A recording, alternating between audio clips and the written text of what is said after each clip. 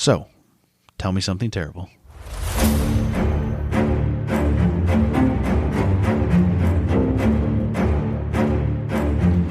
Y'all ready? No. Dun, dun, dun, dun, dun, dun, dun. Yeah. It's a Space Jam. Spirit Fingers. Oh, that's what that is. Uh-huh. Yeah. These are Spirit Fingers. What a great movie. Is it? Mm-hmm. Is that Drumline? Not Drumline. No. I was really close, though. It's okay. I was like, they're in the same vein. No, to be fair, bring it on. Yeah. I was panicking. I might have Stomp been the laughing, yard. but I was the yard. Inside, like my brain was starting to spiral because I was like, I watched that movie Oh, it's already been almost every day Do you watch that movie for every an day? entire summer when I was in high school. See, I was more Team Drumline. Drumline was amazing. That and we watched Jawbreaker, which is the dark version of Mean Girls. I thought you were going to say Clueless. No, we watched Clueless. That summer we watched a lot of Clueless and a lot of Craft. Wait, is the brother in Clueless Ben Stiller? No, it is Paul Rudd. Yeah. Mm-hmm. I was going to say, it's someone famous. Yeah. Okay, yeah, that's right. Yep. Paul Rudd's another pass. Like Hard Pass? Absolutely not. His Hot Ones was amazing. It was. Hi. I'm Tiffany. Hi, I'm Scott. And you're listening to Tell Me Something Terrible. Yeah, you are. Now that you've had all of our dumb recommendations for things. That's not recommendations. Jawbreaker That's like, is an amazing movie. what, late 90s, early 2000s shit movies? Jawbreaker, Craft, Superstar, Super Troopers. Superstar's overrated. Oh, no. Sometimes when I get nervous. No. Super Troopers is great. Superstar, Nope. Divorce. just in my opinion. All right. We're going to go to a local serial killer.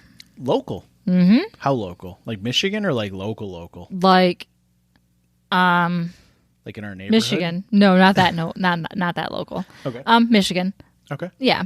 Like All right. Detroit-esque-ish. Okay. Born and raised in South Detroit. He's going to be a two-parter because he has two legs of his journey. Jesus, are you going to be all right? I was combining South Detroit and Journey together into one song or one name, Journer. No, I'm not going to be okay. And he has two legs. We're a week behind. I'm struggling. Okay. So much going on. First off, nobody complained that we're a week behind. Secondly, it was Easter. We had family shit. And that leads us to our other point of we are doing this two-parter. Mm-hmm. And then it's going to be full on because this will release whatever, the 18th-ish. Sure. And then the second part will release the May 1st, Sure. whatever. I'm not good with dates.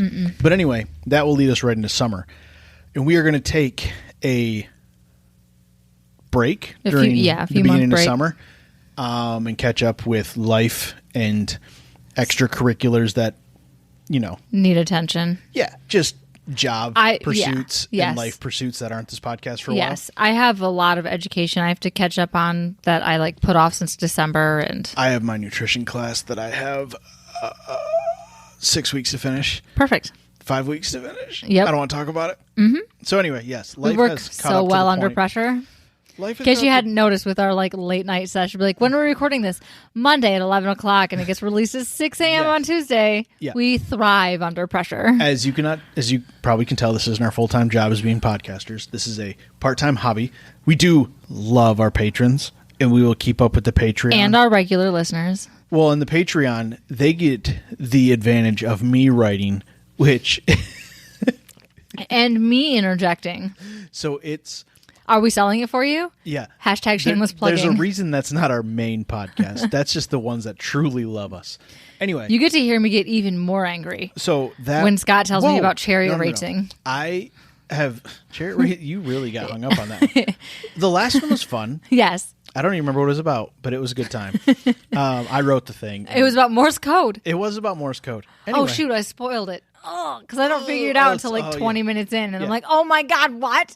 I ruined it. I'm so sorry. You probably aren't. Anyway, so we'll try to keep up with the Patreon. She may write some, I might write some. Either way, that's how we're going to get through the summer months.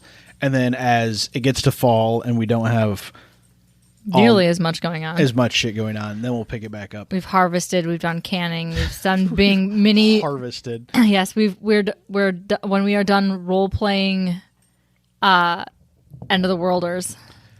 Doomsdayers. We're not doomsdayers. We just like to. We eat so much salsa that it behooves us to grow our own. Yes, Because chips. and it's just I'm having fun learning shit that like I think is important to learn, like canning. Well, and yeah, you got a little bit of that, like, native in you, where it's good to. What? No, I mean, like, you are more in touch with that side. Honor of your ancestors. Yeah, you actually have ancestors. Yeah. I You have- do too. They're just an ocean away. Yeah.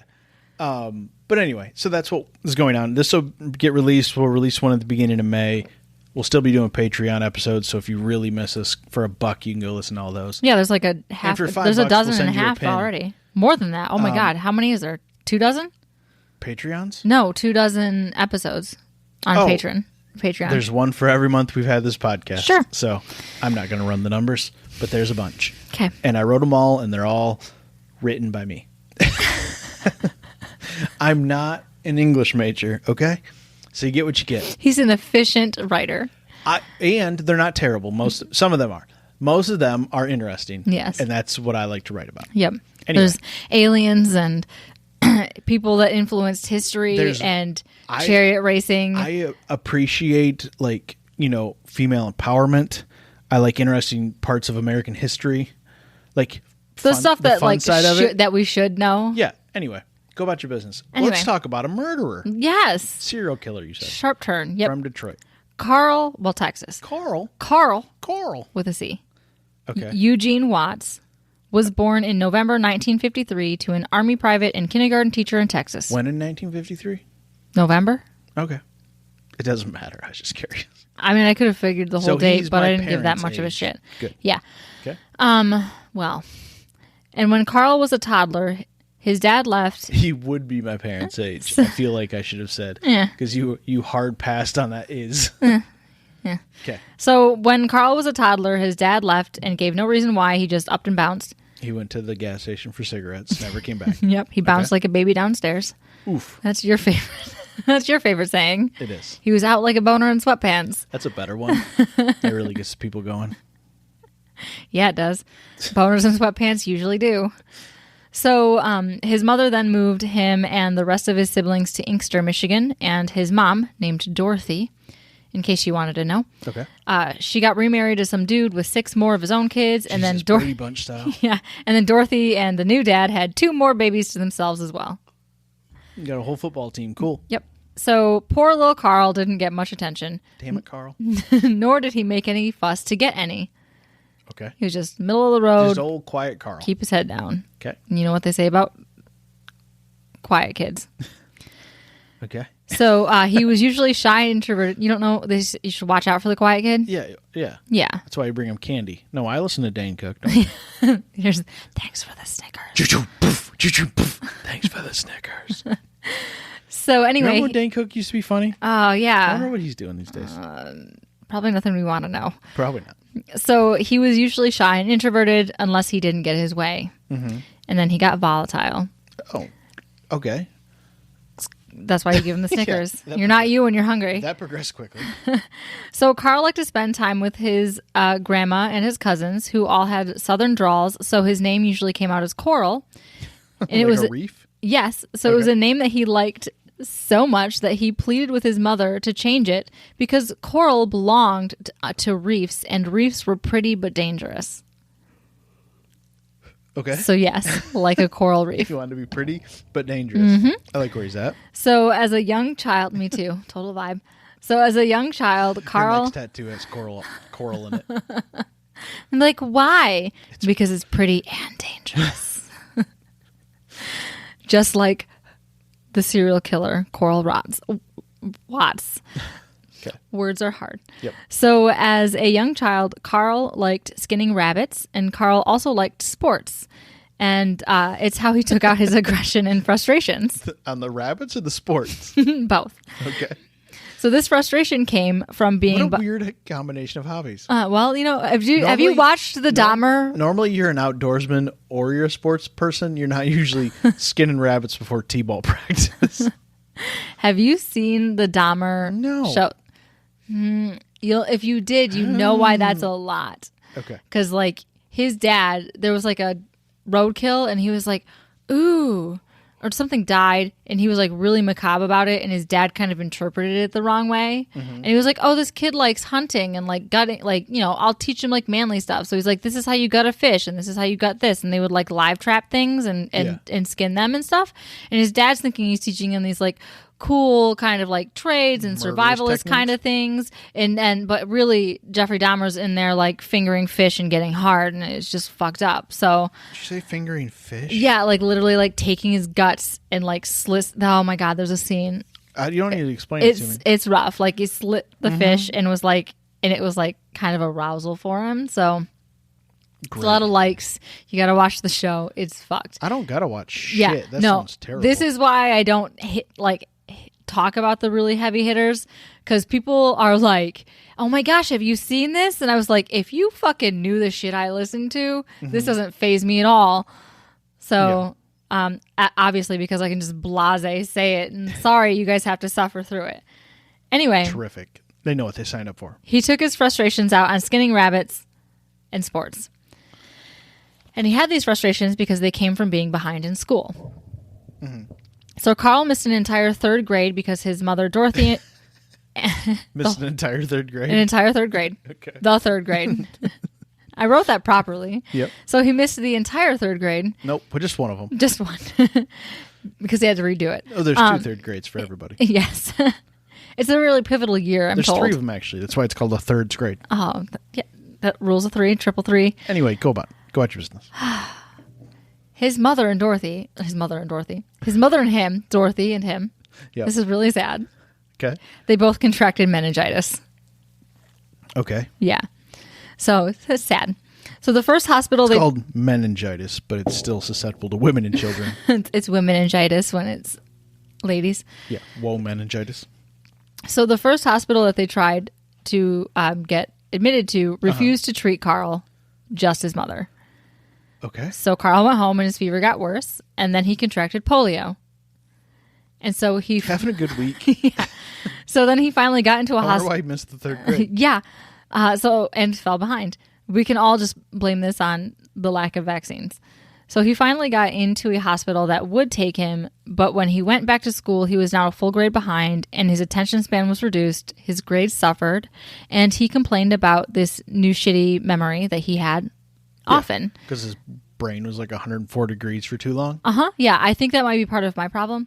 I've got a lot of like The culminating long things. COVID I'm like, man, it's not just long COVID, it's having sepsis. So like, I already probably had like little bits of issues with like attention and remembering shit and like object permanence. And then I turned like 25 and got sepsis and had a fever of 105 before I went to the ER and almost died. And that causes brain damage. And when I tell like my nurse clients, Hopefully we never use this as evidence. yeah, hopefully not. When I tell my nurse clients and like people that I know that are in the medical field that my fever hit 105, every one of them reacts with, "Oh, you're probably lucky you didn't die." And I'm like, "Thanks. I know, but my brain struggled, and now I've had COVID multiple times, and it's even worse." Yeah. So you Well, guys, that was on a CVS, like, thermometer. Who knows? It could have been off. no, that was hospital. That was the when I got into the ER. They're like, "Oh, your temperature is 104.5. Yeah, you're gonna die." You're struggling. Yeah. That was when there was a different strain of flu back when before COVID happened, when people got scared of new strains of flu, and now it's like whatever, who cares? Yeah. Man, we've become desensitized. All right. Anyway, Polio. his memory, Yes. grades suffer. Yours. His, Yes. Both of them suffering. So on top of his memory, everybody's memory suffering. The difference between him and I. Yeah. He also began to complain of fantasies of torturing and I hope murdering this isn't women. the only difference between you and him. This is the only difference. Yes. He was fantasizing about murdering and torturing women. Okay. I don't think about that. Thank you. Good news. So he also started stalking girls at his school. Okay. Yep. So by the time that he was 15, Carl had a 4th grade reading level. At 15? 15. Okay. And he also didn't really seem to care anymore. So there was no effort in improving. All right. He's just content. Yep. Cool. Settled. 15 years old is also when Carl had his first run-in with the law. All right. On his paper route in Detroit, a woman named Joan Gave opened her door mid-morning to a young Carl, who proceeded to punch her in the face until she screamed, and Carl decided to run away. And then just continued his paper delivery per the usual. Strange series of events Yeah, there. yeah. Hey, lady, I'm going to punch you. Yep. And then I'm going to run away. Like an upper, like 40, 50-year-old like woman, like upper, Huh. Yeah. And back then, I feel like there's probably more to that story that just never came out, but that's still strange. yeah, he is a minor. So 4 days later, he was arrested. Okay. No, there really isn't anything to it. No, that's the story. Like, truly, it was not provoked. It was She opened the door. She opened the door. Her. Yeah, he like knocked, like, here's your paper, lady. And he just decked her in the face until she screamed. Yep. And he ran away. Okay. There's literally no provocation because when he was asked for a motive, he simply said he just wanted to beat someone up. Okay. That's Bad, so it is wrong place, wrong time. Okay. Yeah, it is a cut and dry story. All right. Nothing else. Okay. He just was like, you know what? Let's do this. This is the lady. So he was taken to a mental hospital where he underwent a psych evaluation. How'd that go? It was determined that he had a low IQ, and I read somewhere, like in sources, anywhere between 68 to 75. That's not good, right? No, but to be fair, honestly, it might have also been systemic racism and ableism at work to like determine that he had this small like of an IQ. Yeah. Because afterwards there wasn't another single psych eval that he had in and out of like the wards that he was in, or any detective or police officers. That they all said that he was insanely cunning. None of them determined that he had low IQ, and that he was really smart, and he knew exactly what he was doing. Okay. So in this test, they were like, he's a dummy. Mm-hmm. That's rude. That's rude. In this test, it says that he has a lower IQ. Yeah.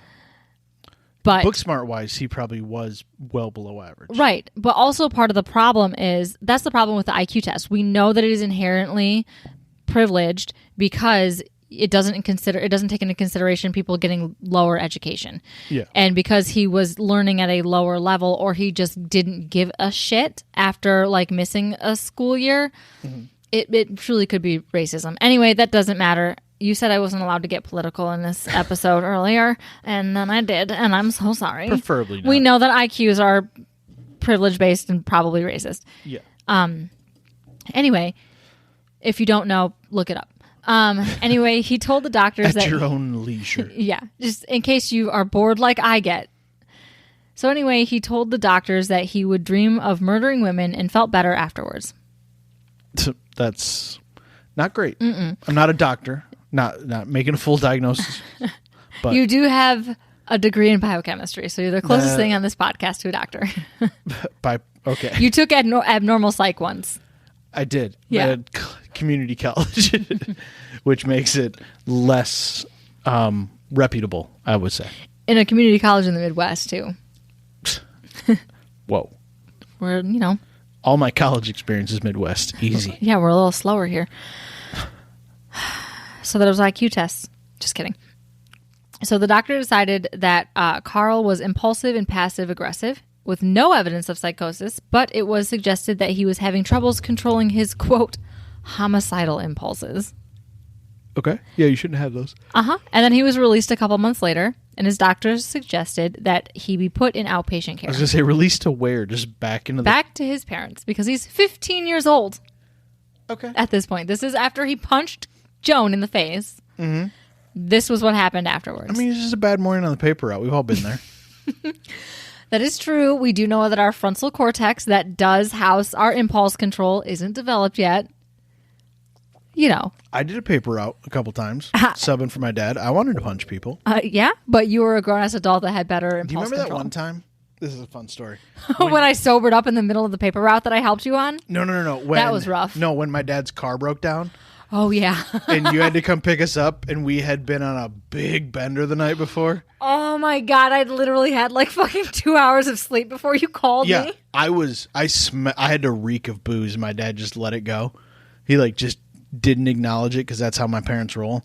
And you had to come pick us up because his car broke down. Oh my God, I'm pretty sure I might have been. Don't do this. I don't think I was drunk, but No. felt miserable. No. It was bad. It was like we went to bed at like 1 or 2.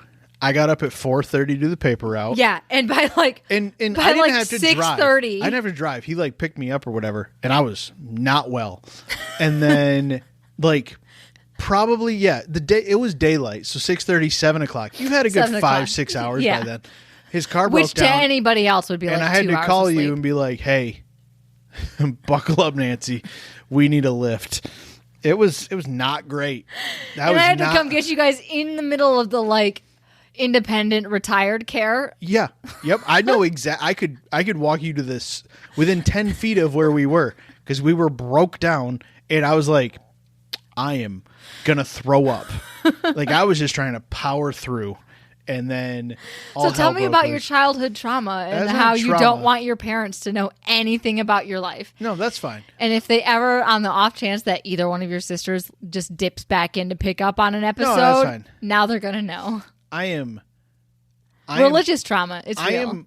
am not a black sheep in any other circle besides the tiny little circle that my family lives in. Yeah. I am And you're like, I am okay with that. I'm the worldly one amongst my family.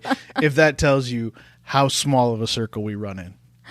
Anywho, so yeah, I did the paper out with him for a couple years. Only Sundays. He did the rest of the days. But no, there's some mornings I'd have punched a bitch. I get it.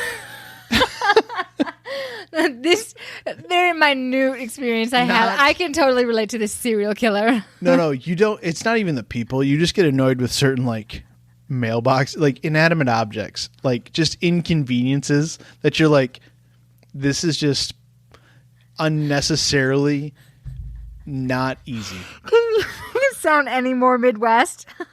What? That The inanimate object. You know, like we apologize to the Yeah. inanimate objects. No, I Now have cursed. you're putting even more emotive like I've said fuck you to personification into this. driveways that like it doesn't even make like there's people aren't going to move their house for me on a Sunday morning How dare delivering their mailbox. How dare they? Yeah, and I have to like deliver your paper then back into your driveway to go the other way down the road. How rude.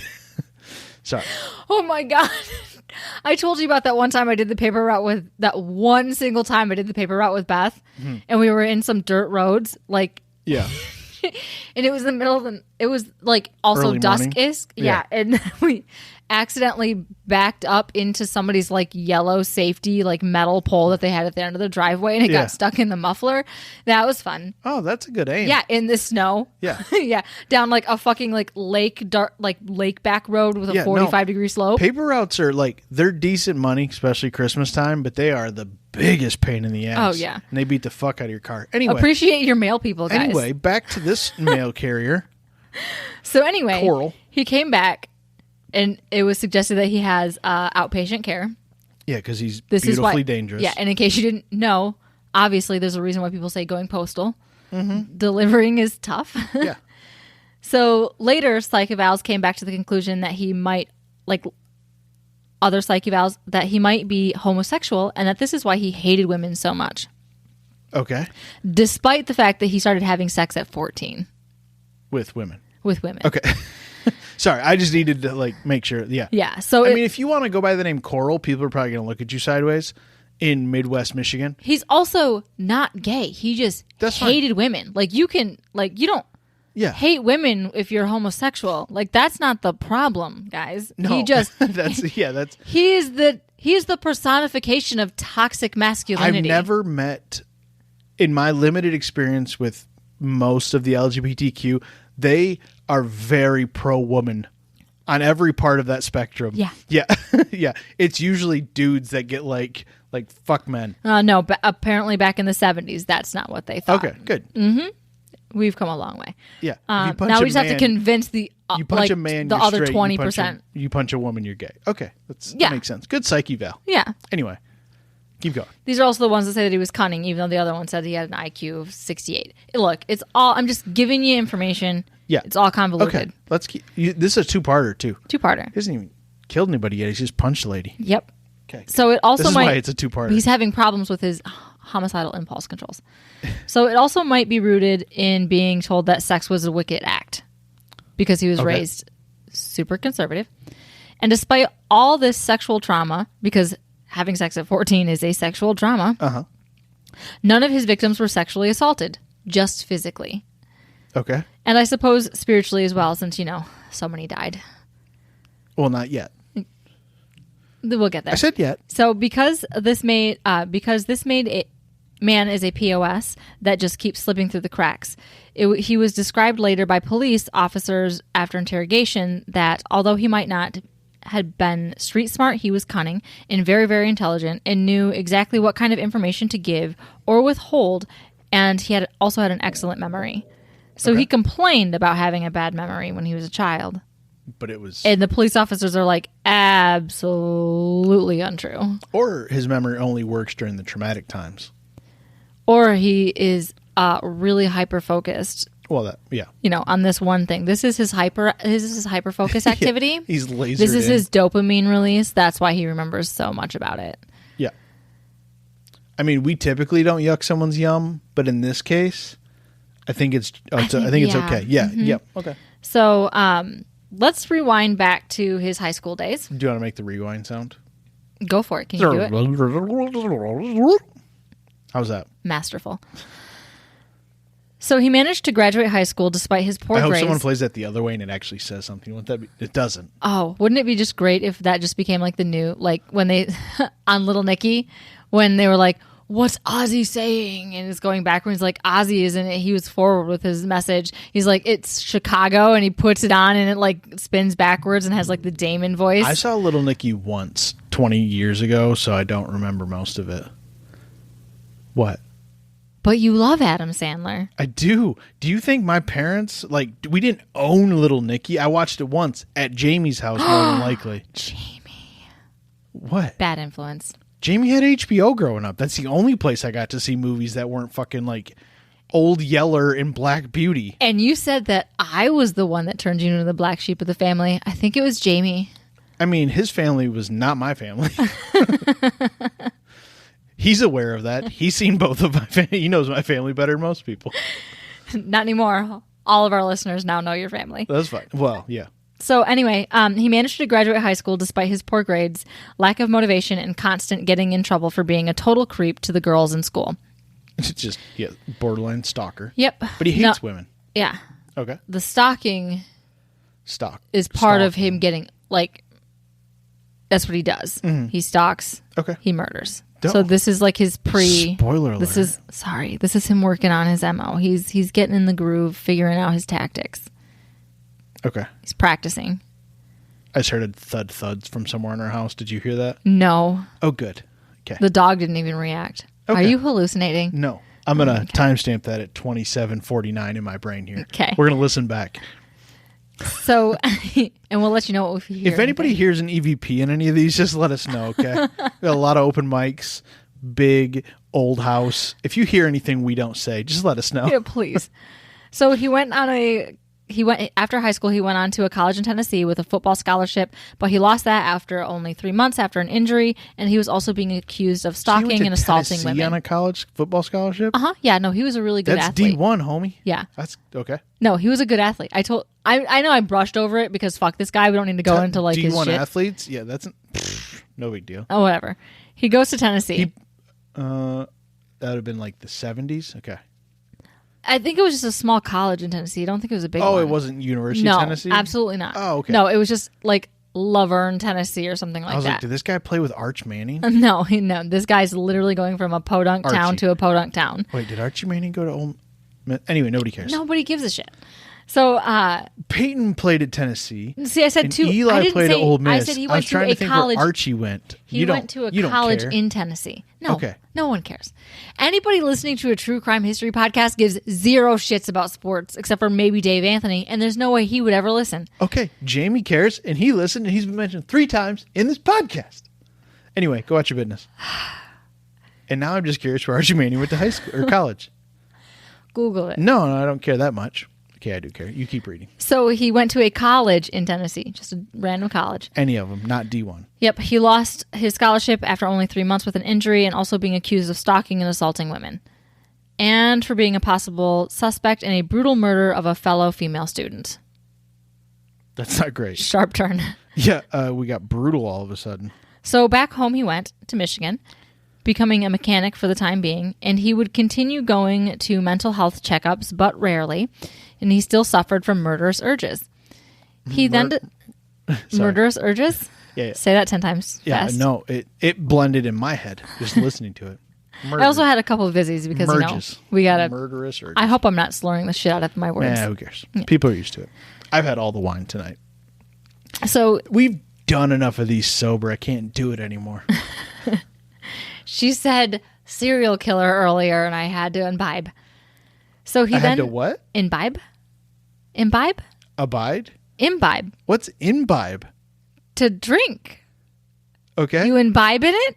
I've never heard the term imbibe. All right, I'm questioning my entire reality. So that I don't destroy this, can you look up the definition of imbibe, please? Like I-N... I-M-B... I-M? I-M... Okay. B-I-B-E. Imbibe. To drink alcohol, they were absorb or assimilate. Hi, I studied English. In botany, it means to absorb water. It means to drink alcohol. That's fine. I just never heard that word before. Oh. Imbibe. All right. Anyway, I was like... Add it to like, your lexicon. It's a good one. Probably won't. Because then I'll have to be like, is this 1920? Because then people have to Google it around me. I try to play to the crowd. Context. That's fine. Didn't you learn how to use your context words? Yeah. Okay.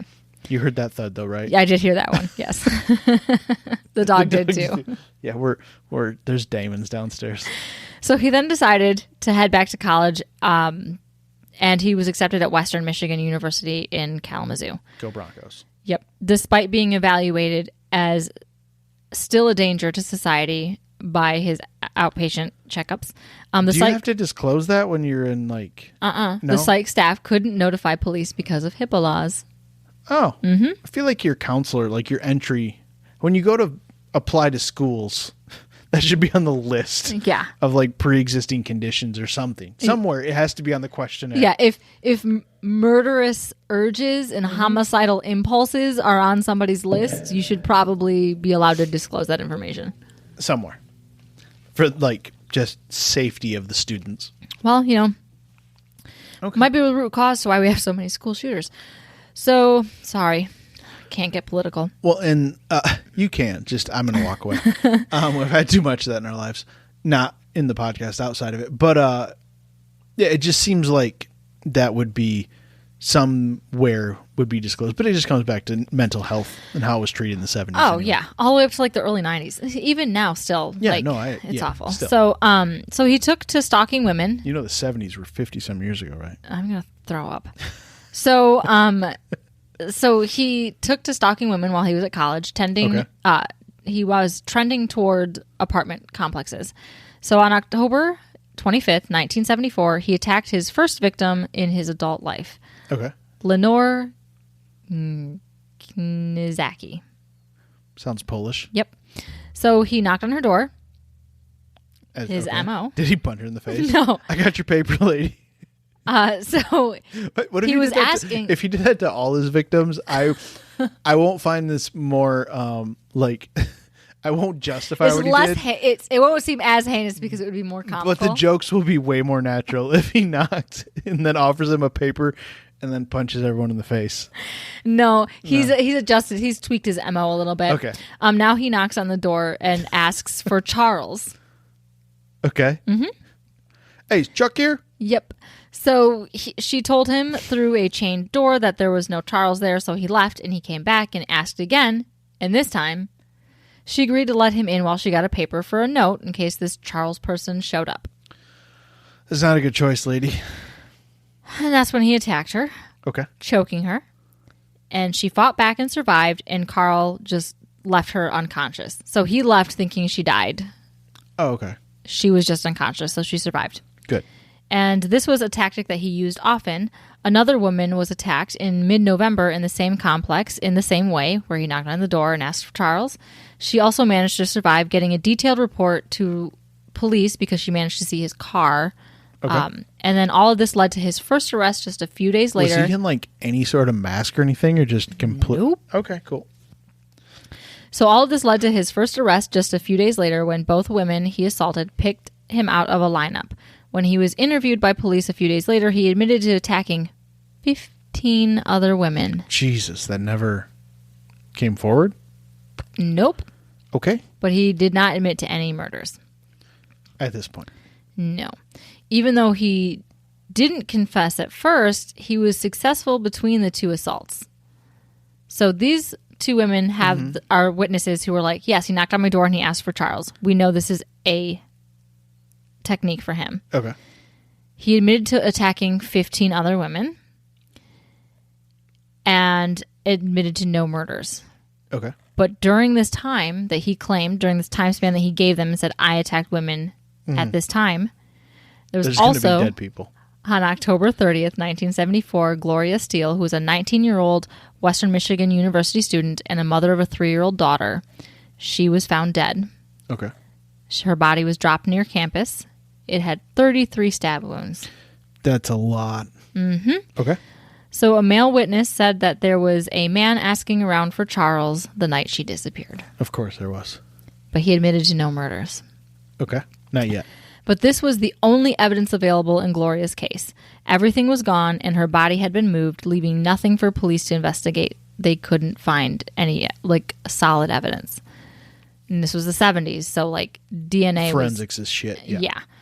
I think back then the only thing you could tell is if someone was a secretor or a They non-secretor. didn't have Ratio Crane on their side. Yeah.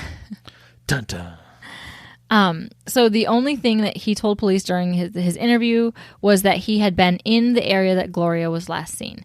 And that's it. Mm-hmm. There was an additional victim on October 31st as well, found stabbed and dead on her way home on Grosse Isle. On a Detroit. separate note, because that's what I do here, do you know we've had, in my time at the lab, since I've been hired there, 3 different forensic science majors that all end up working at our lab, not using their degree, and I swear it's because of fucking CSI and all those shows. It's also the rise in true crime. Yeah. When you listen to a lot of podcasts, like bigger podcasts, people are like, I'm going back to get my forensic degree because of this and this and this. Yeah. And now we know one that we're very good friends with who has a pin. Huh? Yeah, right? JV was one, right? Yeah. Yeah. Maybe. She works for the state of Michigan, Anyway, we've had but 3 not at the lab. not using her degree. Well, and anyway, someone's still at the lab. I don't want to say people's names on here that aren't Don't associated listen. with the podcast. Yeah. But yeah, there's still people that work at the lab that are forensic science majors. And it's like, you shouldn't be here, but I understand because there's not. Well, also, it might You be. can't go work for CSIs everywhere. Yeah. Well, and it might be different in bigger cities, but if you were in a small. Well, if you live in Wyoming, Montana, the Dakotas, whatever. No, all it's those just- little fucking podunky states, don't. It's just one of those things where you have to go beyond a bachelor's. That's all. Yeah, I thought about when I was when I first got licensed in aesthetics, being a dermatologist, and I looked into it and was like, I'd be 45 years old and get to start doing dermatology. Yeah. and you have to do 2 separate residencies. Yeah. No, it's a massive miserable. undertaking. Yep. And seems excessive. Anyway, doesn't matter. God, we've wandered. So by December, after another interview with an investigator, Carl decided that he should admit himself to the Kalamazoo State Psych Hospital. Okay. Yeah, he was like, nah, I may have made some boo-boos. I guess I'll go admit myself. And he's going to go ask for Charles. So this is where he was evaluated by a ton of doctors, and they all came to the conclusion that he didn't have any psychotic symptoms and that his mental faculties was intact. Were intact? Are intact. Were. At that time. Wouldn't be was. Were at that time intact. Fuck grammar, who cares? Used to be I an don't English know major. what imbibe means, so don't ask me fuck all. So he didn't have any delusions or, and he wasn't. He's been looking for this guy named Charles for years and not finding him. So. Charles is actually his brother. I probably should have included that. Okay. Yeah, one of his brothers, of his 9 siblings, one of them's name was Charles. Well, yeah, he's got between biological and step siblings, he's got a ton to choose from. Yeah. Yeah, so I should have led with that. We know he's not schizophrenic. Charles was like based on a real person Yeah, that existed. That could have really added a layer to this. Yeah. So he wasn't having any delusions. Charles was a real person. Okay, terrific. And he knew he wasn't there. Side note. Never mind. Keep going. No, not relevant. Please proceed. Please. So they also determined he wasn't hearing any voices. Okay.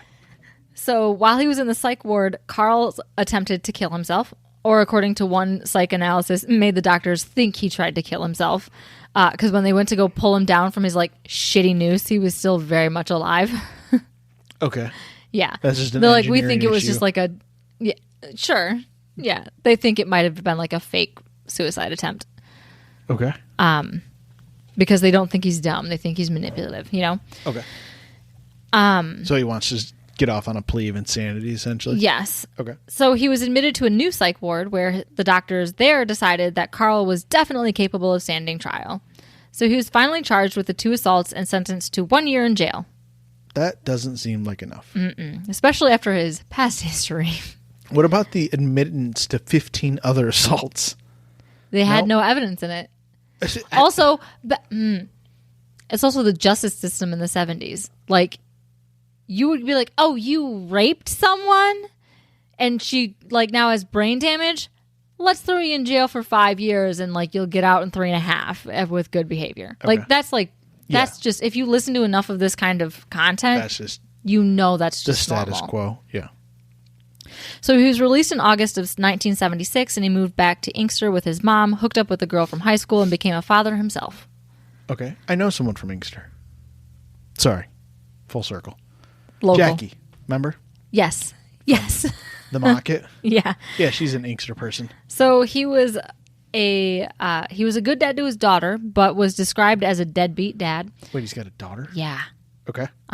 So by 1980, his wife had filed for divorce, saying that He's married? yeah.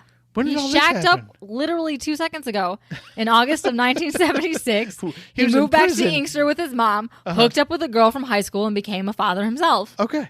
You missed that entire sentence? I didn't miss it. I guess I did miss it. I just didn't realize he was married. I heard the child part. We're sprinting through time right now. Okay, we're in the 76. 80s now. We are fucking sprinting. So he was a fine dad, but he was like a lump.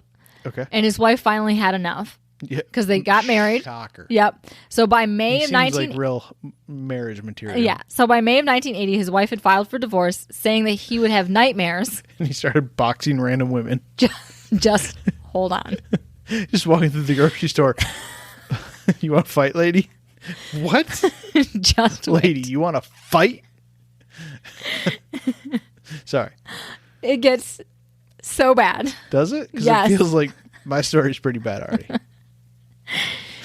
It feels like Vice City, where you just walk around and you just punch anyone and start a fight, and then just run from the cops. So Paint your car a different color, you're good. yep.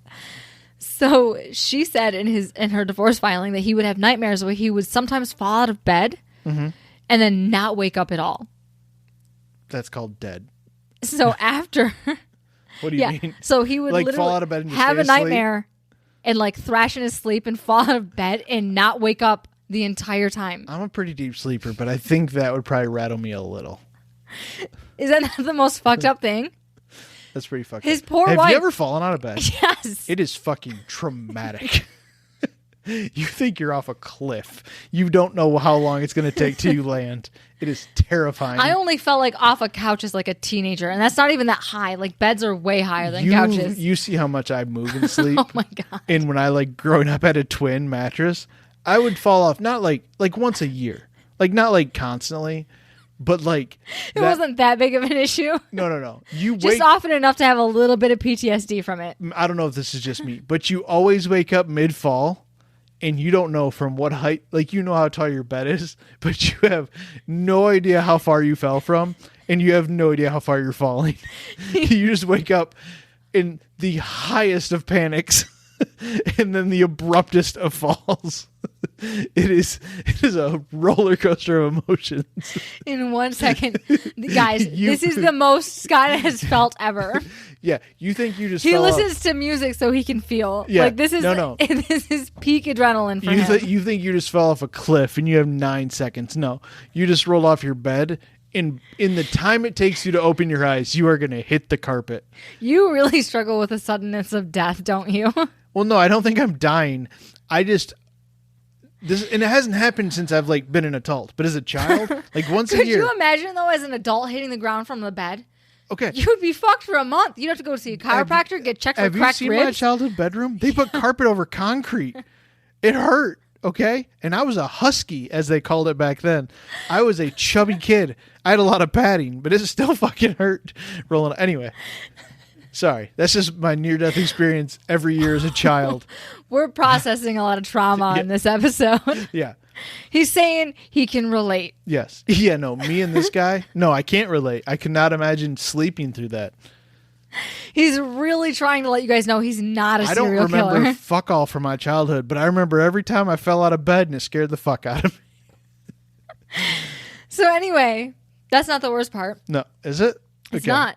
After, Can you imagine being his wife? Yeah, it'd be fucking And horrifying. he's just like, you're just laying there and you hear, poof, and all of a sudden he just doesn't wake up. and you know he keeps snoring like or having a nightmare. And you'd be like, the fuck is wrong with this guy? all the time. It would Yeah. be horrifying. You knew then that you fucked up, and this is back in the 70s. And at how what point- hard it would be to have to leave. And at what point do you just put a pillow on the ground to try to ease his fall? You don't, because this guy's a fucking psychopath. Yeah, you don't want more brain damage. At least put a pillow by his head. Oh yeah, that self-preservation would kick in. So, despite not waking up during the nightmares, after they did the dirty, he would just fuck off for hours in the middle of the night right after. Like leave? Like, leave. Just All right, I'm be gonna head gone. out. Yeah. I'm gonna take a lap I'll give you one guess what time of the day most of his murders and attacks happened during. after they porked and he was just wandering. Between like midnight and 3. Okay, good. Yep.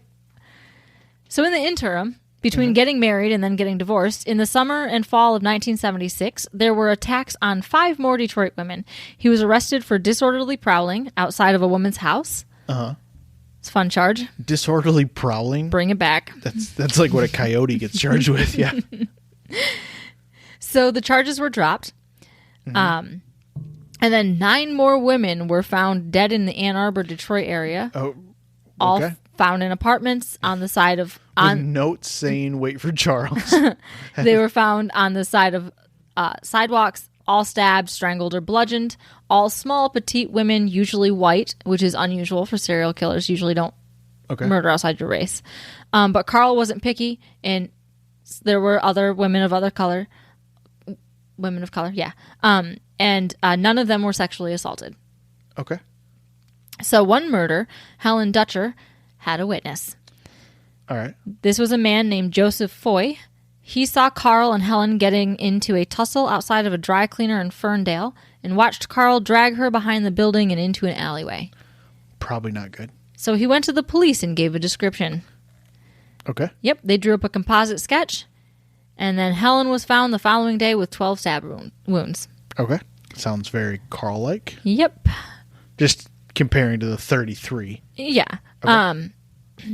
Joseph Foy will be important. Okay. Joe I don't Foy? want Joe Foy? Joe Foy will be important. Joseph. So by July 1980, the Detroit police set up a task force, and Carl was their number 1 suspect. Sounds. Yep. Yep. They got that right. Yes. So he was being watched, and after putting a tracking device on his car, police found surveillance footage between the Michigan and Canada border that featured a certain someone's white Grand Prix going to and from Windsor. Mm-hmm. And lo and behold, women started getting attacked over there too. Shocking. What? Was he taking the bridge or the tunnel? The bridge. That's where he fucked up. Should have took the tunnel. I've never taken either, but I've only done the bridge. I went to Canada one time. I did go to Canada in 8th grade, but it was on a bus, and I don't remember. You don't remember? I assume it wasn't a tunnel because I feel like I would have remembered that. We really struggled when I was in Lions Band. Nerd alert. The air conditioning unit on the top of our charter bus when we were in New York, because we had a hotel in Jersey, it was like questionably scraping through. Like, so I wouldn't be surprised if they took the bridge just to avoid any remember getting issues. There.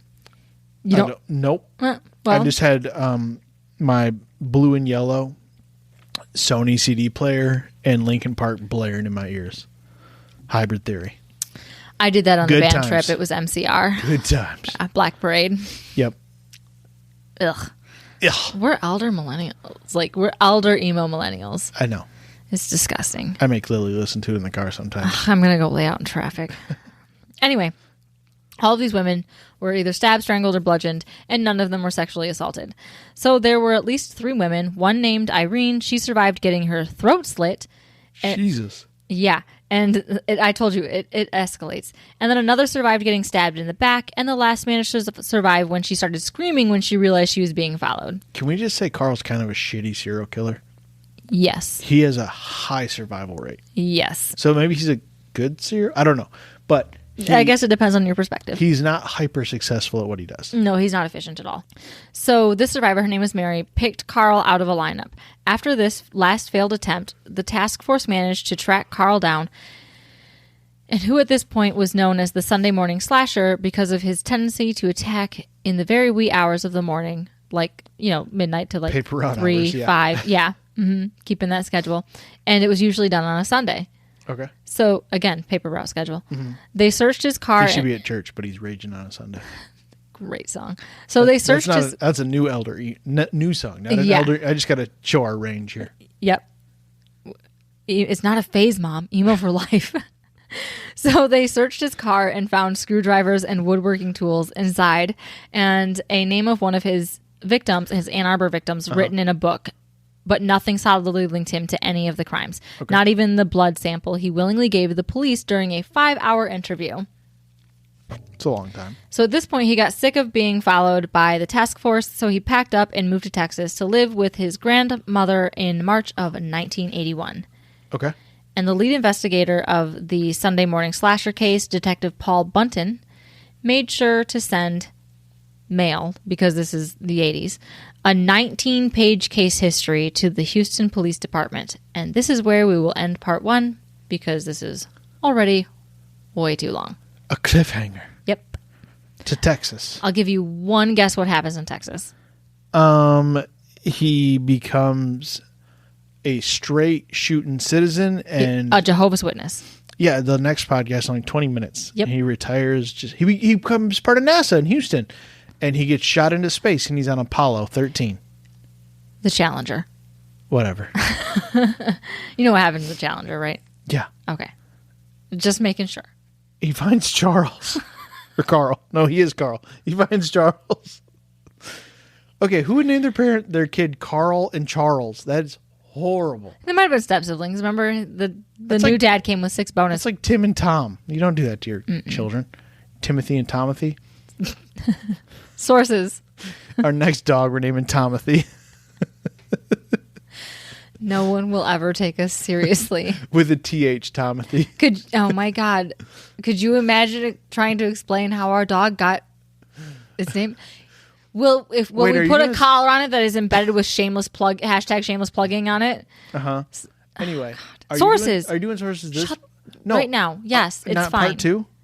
We'll do it. We'll skim through it now. Okay. Murderpedia, which includes sources of Associated Press, Wikipedia, Encyclopedia of Modern Serial Killers, and the Houston Chronicle, Detroit Free Press, and psych write-ups and summary from the Department of Psychology at Radford University in Virginia. True. Does he go to Virginia? No, that was just a really good psych read-up that I had that had a really solid timeline. I didn't want to go like all the states. No, Anyway. it had a really good timeline in it. Thanks for listening. If you made it this far. Jesus fucking Christ, you're a saint. JFC. Congratulations. I thought his middle name was Harold.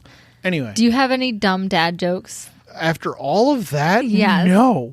Did I tell you one this week? Yeah, there was one. It was a bird one of some sort. No. That was a month ago. I already gave you that one on here. And remember, Did you? Yeah, I did the bird one, the swallow one, and the chewy one. I already did. Do you forget those? No. Good. No. There was one that you made up that was really funny. I don't think so. No. Okay, good. Let's keep talking about it, and then it'll never come back to either of us. Oh, it was one that was wildly inappropriate that I'm really glad your daughter didn't hear you say today about All right, should you repeat it on here? pancakes. Do you remember the Yeah. Yeah, no, we should not repeat it on here. I really am not excited for when she's a teenager and has better hearing and like acute awareness and also starts to get things. Yeah. She's gonna hate us so much. She's going to hate me. Yeah. I love subtle innuendo jokes are kind of my favorite. And then you just say them and walk away. And then just let it fester. And then when you hear someone laugh like 10 seconds later, that makes my day. I've done my job. Is that how you get your dopamine kick? Yeah, mainly. It's how you make the world a better place. That and lifting heavy objects. Setting them back down. Yep, pick them up, put them down. Or push them up, put them down. Either way.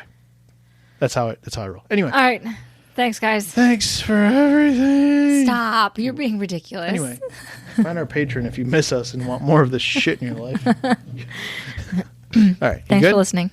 Mm-hmm. Okay, bye. Okay, bye.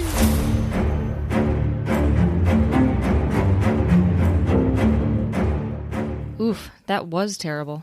Thanks for listening to our terrible podcast. You can find us on Apple Podcasts, Spotify, and Google Podcasts, or wherever you like to listen. Feel free to follow us on Twitter at TMSTPod. And if you'd like to support the show, you can find us on Patreon at Tell Me Something Terrible.